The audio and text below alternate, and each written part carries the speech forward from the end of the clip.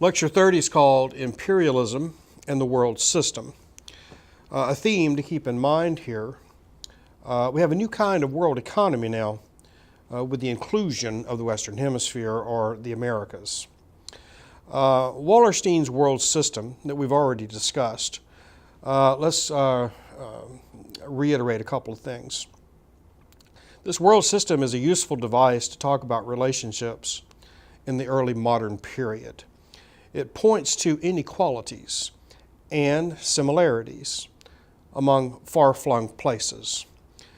It discusses export-import activities, political systems, and labor systems. A brief refresher on world system theory. You remember we talked about core societies. These societies are capital-intensive. They're the first to industrialize. They export finished goods and manufactured products. They own and operate the ships that conduct trade. They exploit cheap labor. These core societies have strong political states. They have powerful navies to protect their merchant marine. Core states desire weak peripheral states. Think of an example off the top of my head. Think of the United States and Cuba, for instance, over the first half of the 20th century. Peripheral societies. These are dependent economies. They export raw materials to the core. They import more expensive manufactured products from the core. They are dependent on the core's shipping. They generally have weak governments, and these governments tend to look after the core's interest, not the interests of the indigenous people, but the interest of the large imperial industrial countries. These peripheral countries are often reliant on slave labor or serfdom. They are labor intensive in agriculture, mining, and other work to extract raw materials. These raw materials, of course, will be shipped to the core where they're turned into finished products. And then finally, you have these, what you might call external societies. These are not part of the system. Think of Polynesia, perhaps, or the Americas before Columbus. This theory by Wallerstein, it establishes a hierarchy among nations. Core societies are at the top, peripheral societies at the bottom. Wallerstein argues that the core-periphery relationships are born in this early modern period. Now, problems with the world system theory? Well, it omits discussion of culture. It omits generally discussion of technology. It tends to rely on oversimplifications and generalizations.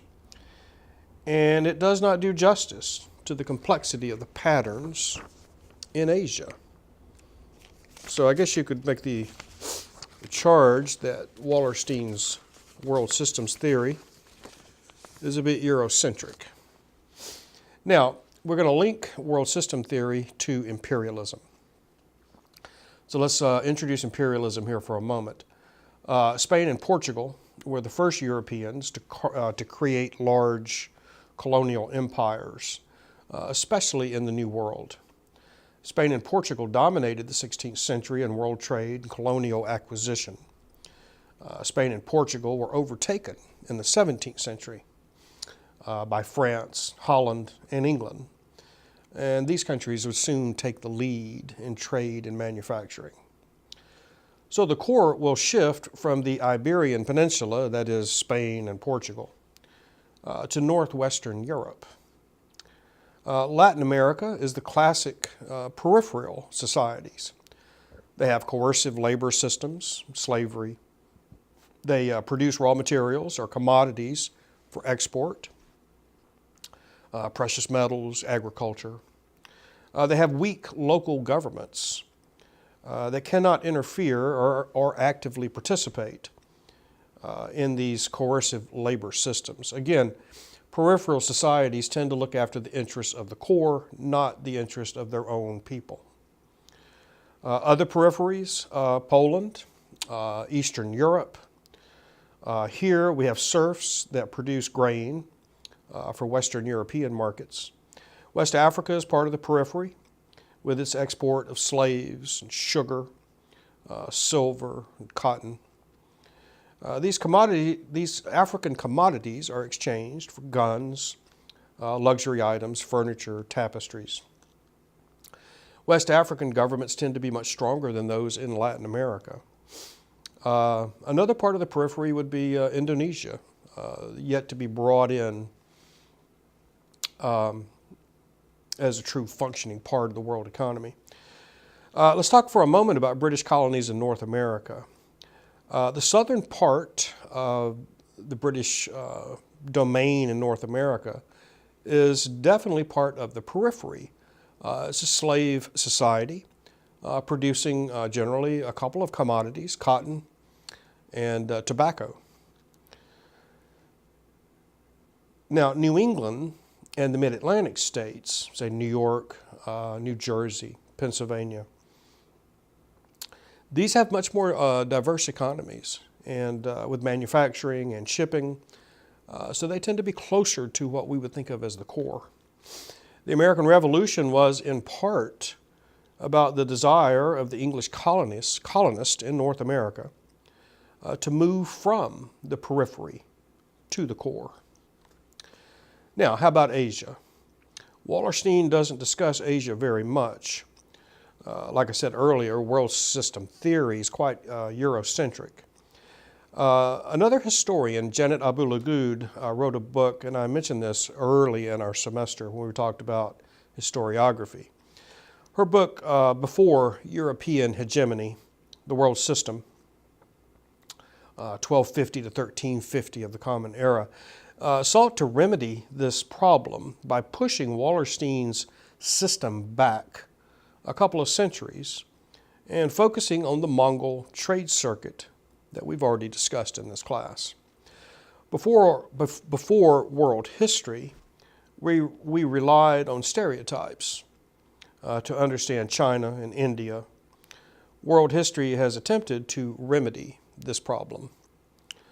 China is still part of the core here in the early modern period, but this status will begin to slip after 1500.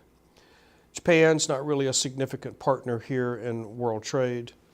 Japanese did allow the Dutch to trade at the port of Nagasaki. And you'll see this in Japanese and in Chinese history, where they will make concessions to Europeans, but try to keep them confined to particular coastal areas, particular ports. China specifically received a majority of the world's silver in the 17th century. Silver produced by slaves in the New World for Spain. Europeans used silver to buy Chinese goods. China remained mostly self-sufficient, as she has been throughout her history. The big change here, of course, is that Europeans now have silver with which to trade. Chinese merchants and ships are not going out into the world as they did with the Ming treasure fleets that we've already discussed. China has a strong central government in this early modern period. Silver floods India just like it does in China. New World silver, controlled by Spain and later other European powers, are exchanged for Indian spices, Indian cotton, and manufactured goods. Neither India nor the Middle East are dominated by Europe. Wallerstein's world system theory simply doesn't explain Asia. So let's draw some conclusions here. Europeans established dominance over Latin America, over North America, at least until the American Revolution, over parts of Africa, especially around the edges, over Eastern Europe. This is not yet a world system. Asia doesn't really fit into this. It is possible to fall out of the core. Think of Spain and Portugal. It's much more difficult to climb out of the periphery. So this is a brief survey of European imperialism and how it fits into Wallerstein's world system theory. Thank you.